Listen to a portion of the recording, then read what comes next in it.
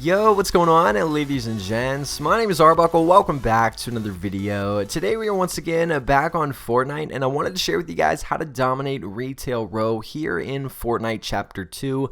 I know a lot of you guys are probably obsessed with Retail, for it's been in the game for a very long time, including myself. I love Retail Row. I've probably dropped there a majority of the games that I've played. I'm obsessed with that place, and I wanted to share with you guys what I think the best strategy is and how you can make it out of Retail almost every single game. So the first thing I want to point out is landing at the stores is generally not the best idea. I think that landing at the stores is the worst idea if you want to make it out of Retail. So I would not recommend going to the stores first of all, okay? So try to stay away from the stores at the beginning of the match, even though it might seem very appealing. There are a lot of chests in that area.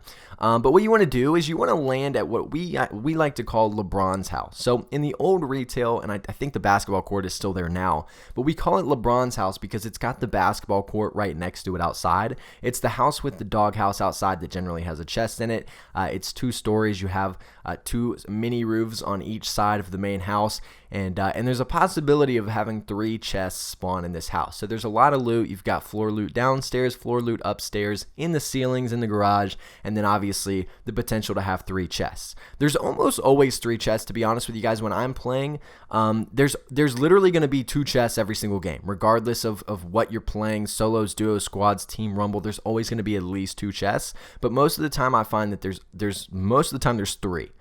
So you'll have plenty of loot to go around. As a matter of fact, when I play, I generally land here with an entire squad, and the house takes care of all of us because there's so much loot in it. So what I like to do is land on the roof initially and try to get the chest in the main roof, and then I'll jump down to the smaller roof next to it, hit that chest, and then I'll hit the doghouse, and then I'll just kind of loot whatever's left in the house depending on how the game's going.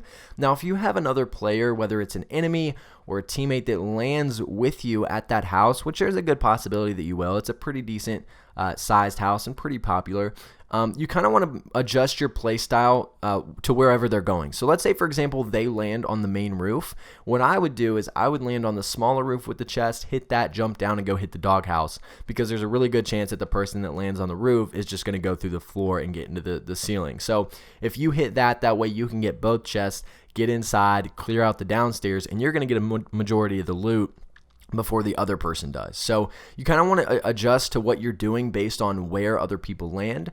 If they land down by the doghouse, you can land on the roof and take both of the chests in the roof, work your way in through the walls, and hold down the upper floor. Obviously having that second floor advantage is better looking down on someone. So you just want to adjust in that house based on where other players land.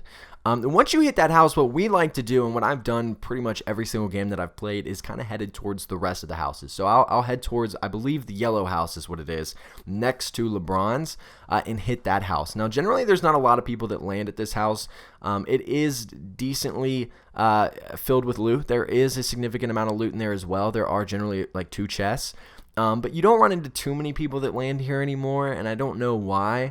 But there might be someone in. So if there is someone, you can kind of just jump on the hedges and jump up on the roof, and that's kind of how I'll take that on, so that I create that overhead advantage. So I'm coming down on the person. So you'll want to clear out that house, and you just want to move through the houses. I almost always hit the stores last, and the reason for that is there's so many players that land up there at the stores, and they'll get into a ton of gunfights, right? You can be able to get shot from every direction, but if you're playing the houses on the lower side of the street, you can kind of keep your back open, right? You don't have to worry about anyone coming up behind you because you're working around the outside where the houses are. Whereas if you're at the stores, you can literally get shot in that square because there's stores literally all around in a U shape. So it can be very, very challenging.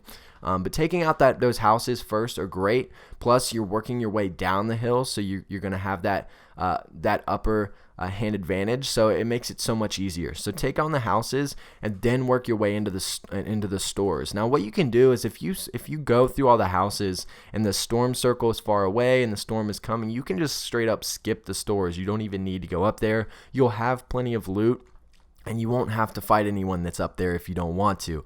But if once you're done with the houses, by the time you get up to the stores, there's only going to be one team left. If you're playing solos, there'll probably only be one guy left, and there's a good chance that he's going to be hurt, so it'll be easy for you to take them on and take control of all of retail row. So this is how you're going to be able to dominate retail. Again, I want to point out that when you do go take on the stores, you'll want to go on from the left side if you're facing the stores from the houses, because then you can kind of get up behind the end of the store there and keep an overview, get on the roof and look around. But again, this is how you take on retail. It's a very great strategy. It works almost every single game for me. If you guys do anything different or you guys have anything else to add to this strategy, make sure to leave it down in the comment section below. I want to see how you guys work retail. But again, make sure to subscribe to the channel if you haven't already, and I'll see all you guys in the next video.